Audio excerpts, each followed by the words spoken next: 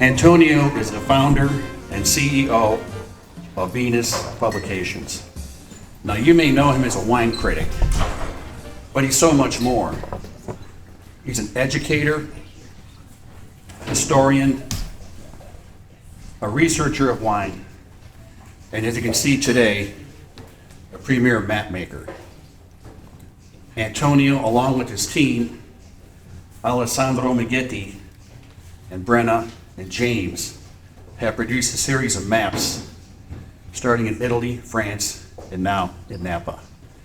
And I'm honored to introduce to you Antonio Galloni. Antonio, To be called Wow, what a great introduction. I hope I can live up to it, Jim. Thanks very much, and thanks everybody for coming out. I thought this might be a really great event when it was impossible to find a parking spot. I'm like, wow, that's pretty good. For, what is it, Wednesday afternoon, Thursday afternoon? Middle of the day. So thanks everyone for coming out. This is our project. I'll tell you a little bit about it here, and then we can go into the auditorium and maybe get into a little bit more depth with our fantastic panel. So, about, 12 years ago, I had this job. I was working for Robert Parker, and he asked me to review the wines. I started off doing Italian wine and Champagne while I had a finance job. And then in 2010, Bob asked me to review the wines of California for him because he was getting a little older and he needed a successor. And that was sort of the first time that he handed over a very major region that he covered to somebody else. So it was a really big deal. And I was really intimidated and terrified. And so then I came out here and I started tasting wine and driving around. And I didn't know where any of the vineyards were. And I had this panic attack. I was like, oh my God.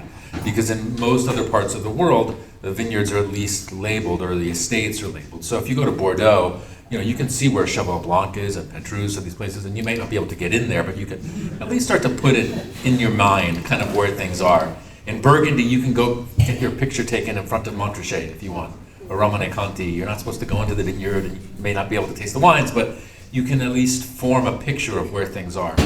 And so here, though, it's much more difficult. One, because Napa Valley is not really a valley. It's a lot of mountains and places that are very hidden, so it's not so easy to sort of see.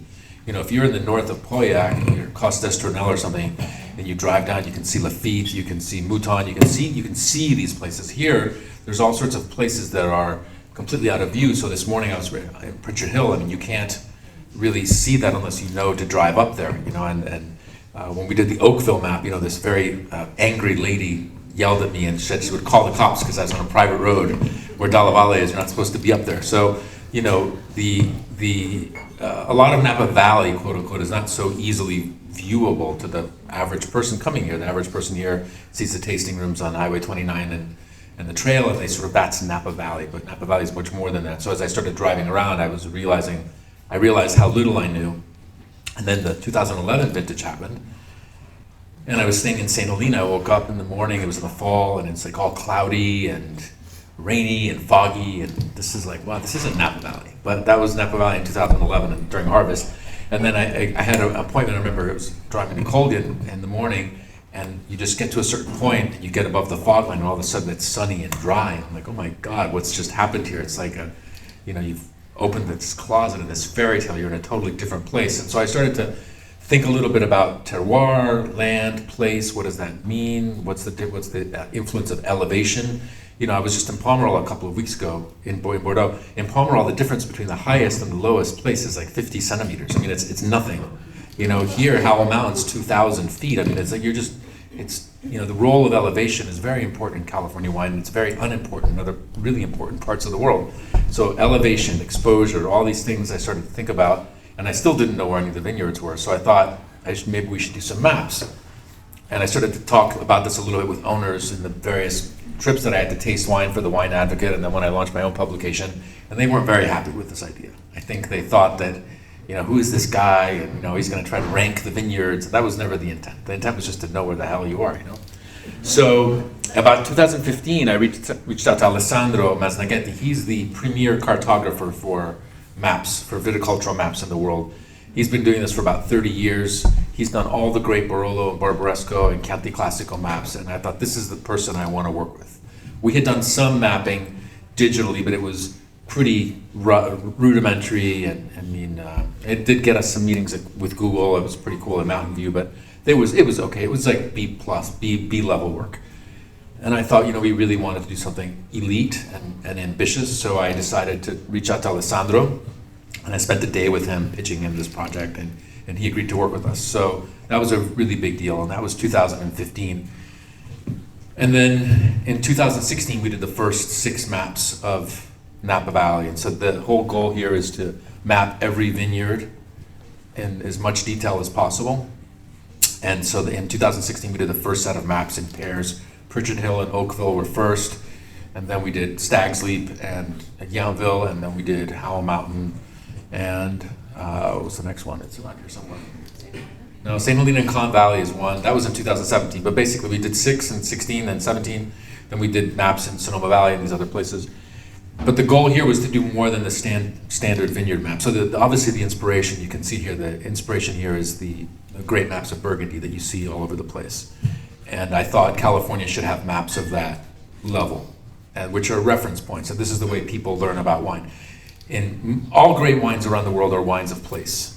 So, and this is the way that people learn about wine, whether it's Austrian wine or German wine or Italian wine, and now California wine, with the boom of single vineyard wine. So that's pretty recent in California. For a long time, it was sort of the estate model. Inglenook, BV, you didn't really know where the vineyards were necessarily, you were buying the brand.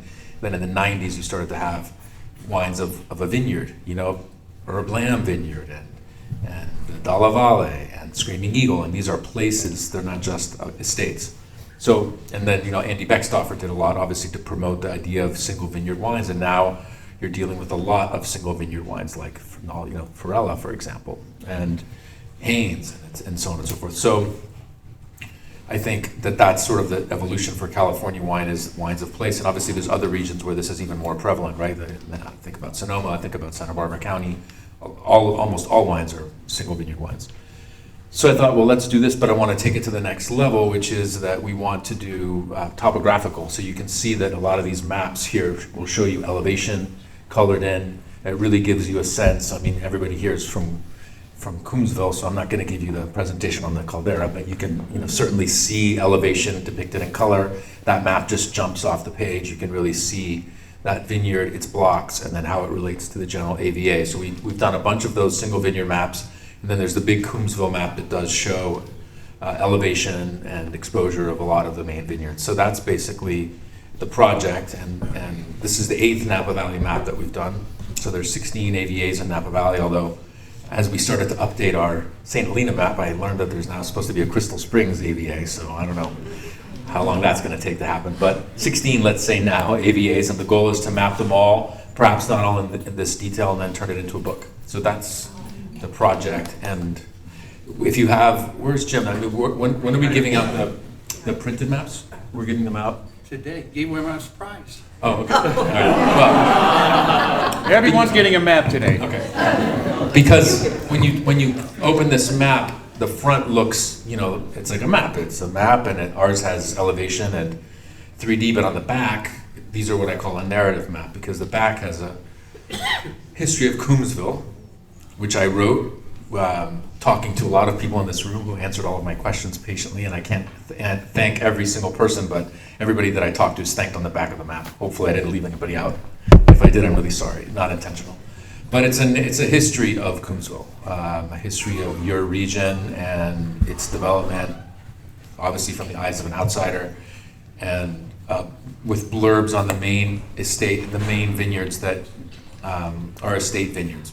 We can't write about every vineyard on the back, but I tried to highlight all of the really important vineyards that people will see on the bottle of a wine, because that's ultimately what this is intended to be, is a consumer education tool where you can have a wine and then find where that vineyard is. So Joseph Phelps Bacchus is on our Oakville map, but some vineyards that maybe sell contracted fruit that nobody's ever going to know the name of that vineyard, we have to skip those because there's just only so much space. So that's the back of the map. It's the narrative of Cooomsbville. So it's like a little book.